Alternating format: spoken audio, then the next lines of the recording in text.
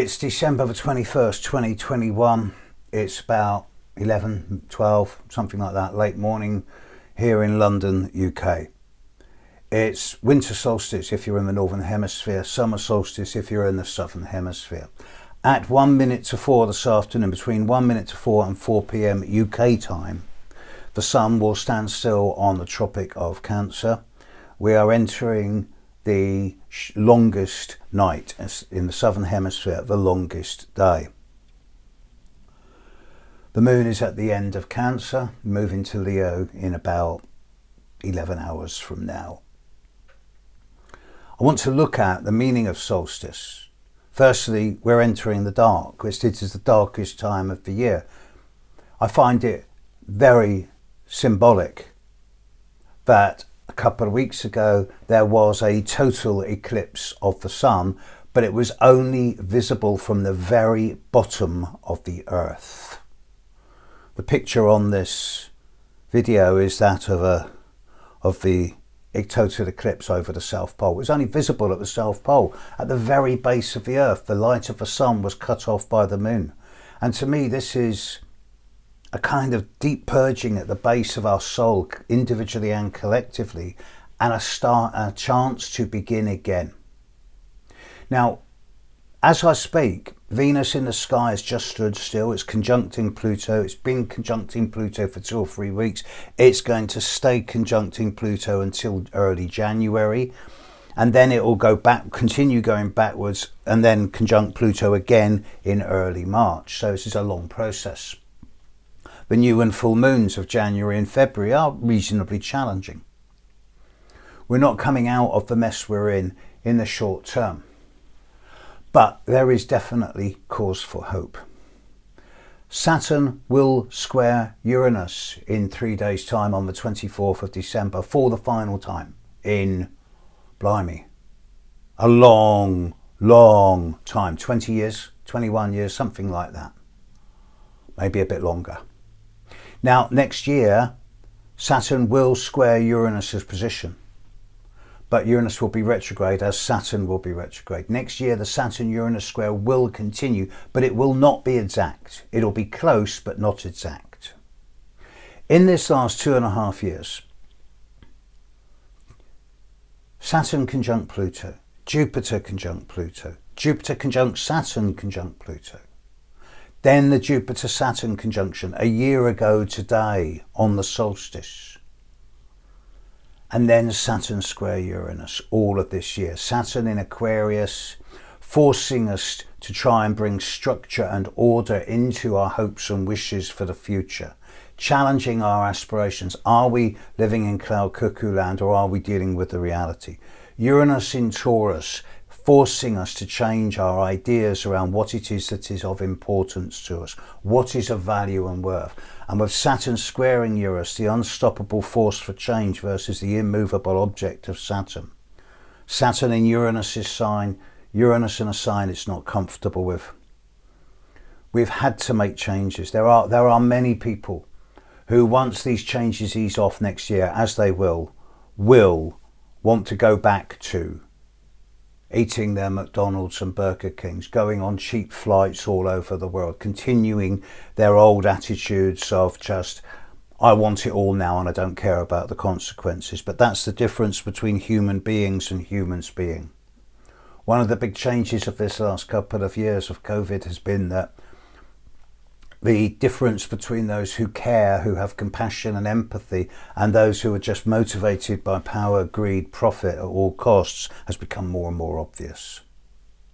If there's one group of people that this last couple of years has really exposed, it is the corrupt elite of the politicians and the corporates who have done nothing to aid common people, bar make profit and line their own purses.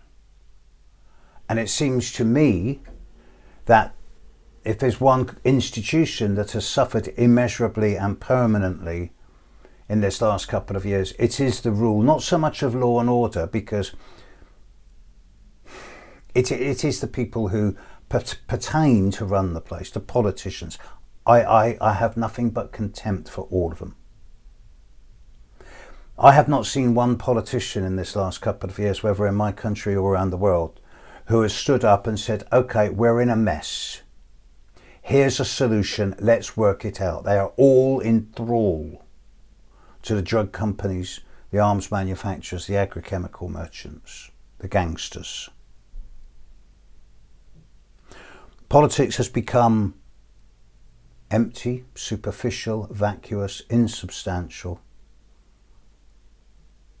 It is basically irrelevant. We need a new politics. Not a politics based on vote for us and we'll do it that way, or vote for us and we'll do it that way. We need a politics based on consensus.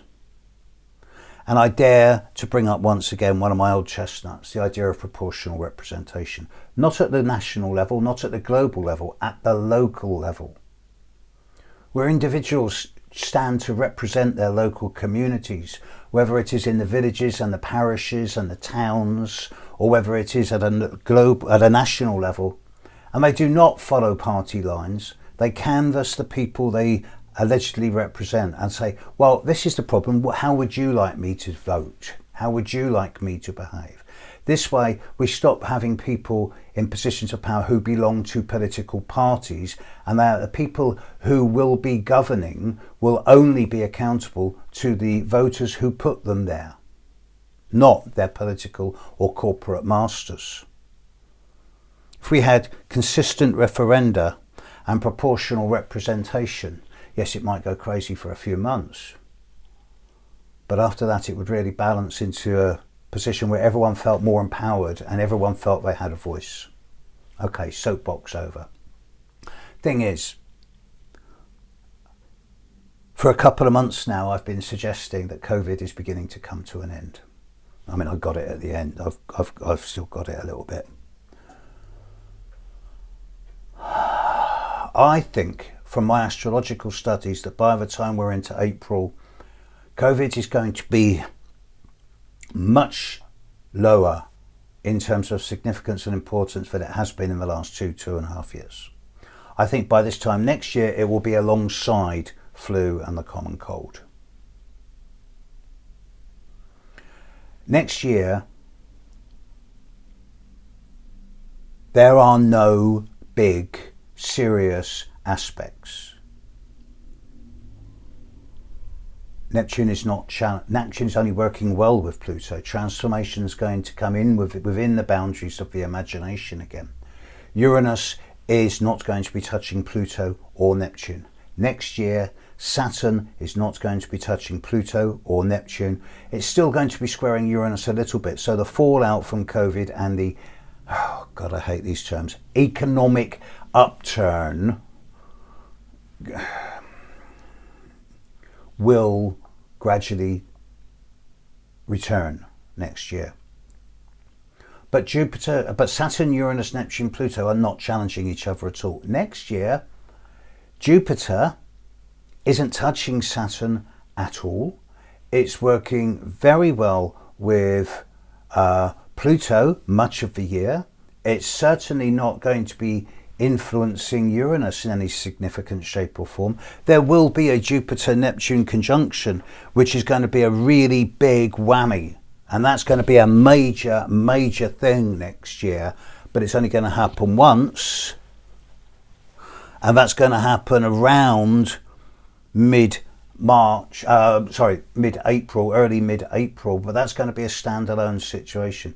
Next year is looking easier, lighter, less challenging, less problematic than at any time in the last 3 years. I still think we've got to get through to March, April to actually get this sorted. But certainly the second 8 months of next year are looking smooth. But now, here we are, we're at solstice.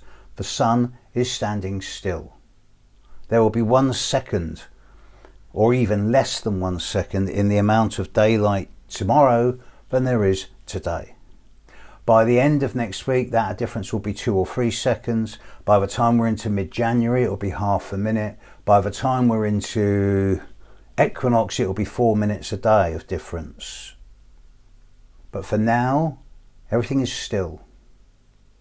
So while everything is still, While a planet is still on its axis, it's solstice. Perhaps it's time to look into ourselves.